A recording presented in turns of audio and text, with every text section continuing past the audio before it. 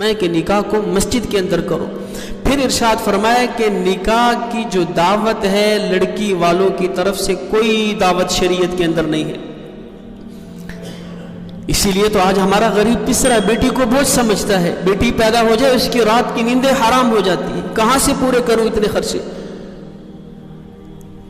لڑکی والوں کی طرف تو دعوت بنتی نہیں ہے، آپ کس زمرے کے اندر اس سے دعوت کھا رہے ہیں، کس خوشی کے اندر اس سے دعوت کھا رہے ہیں۔ دیکھیں شادی کی دعوت صرف ایک دعوت ہے اور وہ ولیمہ ہے، اس کے علاوہ اور کوئی دعوت نہیں ہے۔ رسول اللہ صلی اللہ علیہ وسلم نے ارشاد فرمایا اولیموا ولو بشاۃ، تم ولیمہ ضرور کرو اگرچہ وہ ایک بکری ہی کیوں نہ ہو۔ عرب کے اندر تو یہ کم سے کم غریب آدمی کی مقدار ہے کہ لوگوں کے پاس بکریوں کے ریوڑ ہوا کرتے تھے، بڑا ہی کوئی فقیر مسکین ہوتا اس کے پاس شاید ایک بکری ہوتی۔ اللہ کے نبی اسے کہہ رہے ہیں کہ تم ولیمہ ضرور کرو اگرچہ تمہارے پاس ایک بکری ہی کیوں نہ ہو۔ لڑکی والوں کی طرف سے کوئی دعوت ہوتی تو اللہ رسول اللہ بتا نہ دیتے؟ اگر لڑکے والے کی طرف سے اتنے تاکید کر کے جا رہے ہیں تو اللہ کے رسول لڑکی والوں کی طرف سے نہ بتا دیتے؟ پھر رسول اللہ نے خود اپنی چاروں بیٹیوں کا نکاح مسجد کے اندر کروایا، تو میں اور آپ کون ہوتے ہیں کہ ہماری بیٹی رسول اللہ کی بیٹیوں سے زیادہ تعظیم والی ہے؟ جب ان کی بیٹی کا نکاح مسجد کے اندر ہو رہا ہے، ہم کہتے ہیں جنہیں میری بیٹی عزت عظمت والی ہے، اس کا نکاح میں مسجد میں نہیں کروا سکتا۔ اللہ کے نبی کی بیٹی سے بڑھ کر ہے، سیدہ فاطمہ سے بڑھ کر ہے، ام کلثوم سے بڑھ کر ہے کہ ان کا نکاح تو مسجد کے اندر ہو رہا ہے، اور ہم اپنی بیٹی کے نکاح کو مسجد کے اندر کروانا عیب سمجھتے ہیں۔ تو رسول اللہ صلی اللہ علیہ وسلم نے ارشاد فرمایا کہ دعوت صرف ایک ہے اور وہ ولیمے کی دعوت ہے، وہ لڑکے والے کی طرف سے۔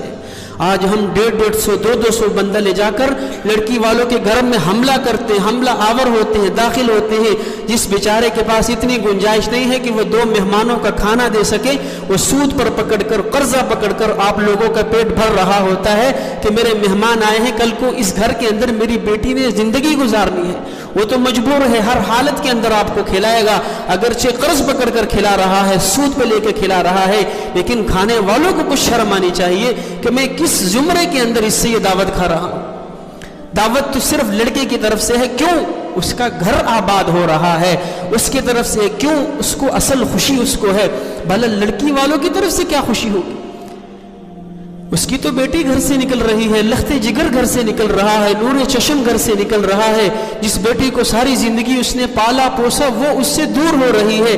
ایک جانور 5 سال 6 سال گھر میں رکھ لو، بیچنے جاؤ تو انسان کا دل دھڑکتا ہے، آنسو نکل پڑتے ہیں، یہ جانور سے اس قدر مانوسیت ہو جاتی ہے۔ ذبح کرنے لگو تو بچے چیختے ہیں کہ اس جانور کو ذبح کیوں کیا جا رہا ہے۔ جس بچی کو 15-20 سال آپ نے پالا پوسا جدا ہو رہی ہے، ماں کو غشی کے دورے پڑ رہے ہیں، بہنیں رو رہی ہے، بھائیوں اور باپ کی آنکھیں نم ہو رہی ہیں، لیکن یہ لوگ سمجھتے ہیں کہ شاید ان کو بھی خوشی ہے۔ اس کو کس بات کی خوشی ہے؟ خوشی تو صرف لڑکے والوں کو ہے جس کا گھر آباد ہو رہا ہے۔ تو تم کس زمرے کے اندر لڑکی والوں سے دعوت کھا رہے؟ دعوت صرف ایک ہے، وہ ولیمے کی دعوت ہے، وہ صرف لڑکے والے کی طرف سے ہے۔ لیکن آج کے ہمارے معاشرے نے یہ ظلم ڈالا ہے اس بیٹی کے باپ پر کہ جو بیچارہ ساری عمر اس چکر کے اندر کماتے کماتے گزار دیتا ہے، کس طرح میں اپنی بیٹی کو ودا کروں اور اس کے ہاتھ پیلے کروں۔ یہ ہمارا ظلم ہے، یہ ہمارے معاشرے کے اندر بے حد درجہ ظلم ہے۔ آج کئی گھروں کے اندر بیٹیاں جن کے بالوں میں سفیدی لگ چکی ہے، جو اس خواہش کے اندر بیٹھی ہوئے ہیں ہمارے بھی ہاتھ کب پیلے ہوں گے، لیکن آج ہمارے معاشرے نے اس قدر ظلم کر دیا ہے کہ آسانی کے ساتھ وہ ان گھروں سے نہیں نکل سکتی۔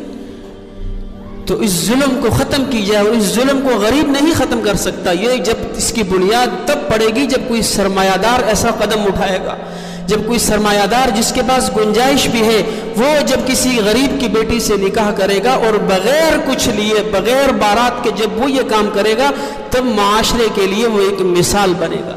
غریب کرے گا تو لوگ کہیں گے اس کے پاس تو تھا ہی نہیں، اس کی تو مجبوری تھی۔ یہ قدم اس سے مالدار اور سرمایہ دار کو اٹھانا پڑے گا۔ رسول اللہ صلی اللہ علیہ وسلم نے ہمیں غریب کا احساس سکھایا۔